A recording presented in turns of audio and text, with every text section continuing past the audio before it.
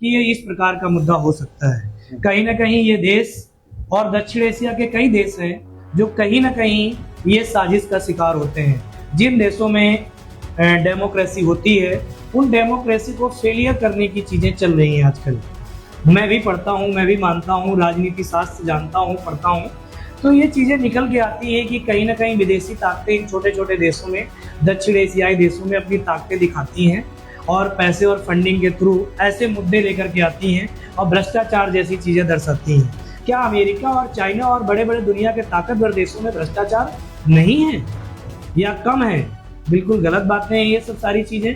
कहीं ना कहीं विदेशी ताकतें उन पर काम कर रही हैं। अभी मैंने जहाँ तक कि मुझे मुद्दा पता है कि चाइना के पहले भी कई कंपनियों में प्रतिबंध लगाया गया था नेपाल के द्वारा, और ये एक देश है, सोवरेन कंट्री अपनी डिग्निटी को दर्शा सकता है और ये उनको बात रखने का अधिकार भी है कि भाई जब कोई कंपनी आप चला रहे हैं हमारे देश में तो उसका क्षेत्रीय ऑफिस, रीजनल ऑफिस हमारे देश में रखिए।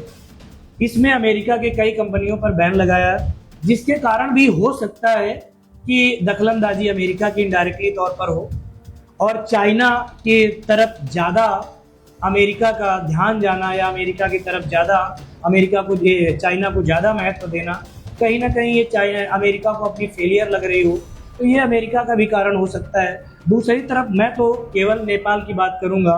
नेपाल को इस मुद्दे में सबसे पहले अपनी विदेश नीतियों के साथ साथ इन चीज़ों को भी ध्यान रखना चाहिए कि हमारी इंटरनल पॉलिसी कैसी चल रही है।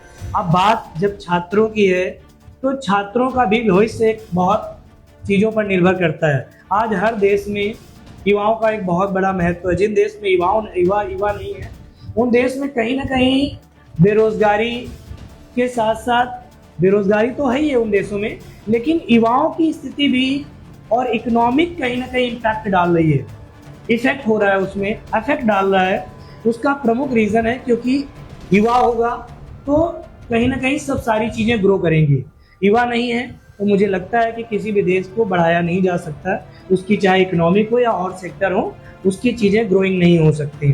अब बात ये आती है कि नेपाल और भारत का पड़ोसी होने के साथ साथ, हाँ मैं मानता हूँ कि कई सालों से नेपाल और भारत के रिश्ते बहुत ज़्यादा अच्छे नहीं हैं। कारण है उसका क्योंकि नेपाल का कई बार सीमांकन में गलती करना, त्रुटि लाना और बाद में उसके सहजता के साथ कह देना कि ठीक है हम इस पर सुधार करेंगे, ये कहीं ना कहीं भारत के साथ भी संबंधों को बिगाड़ता है।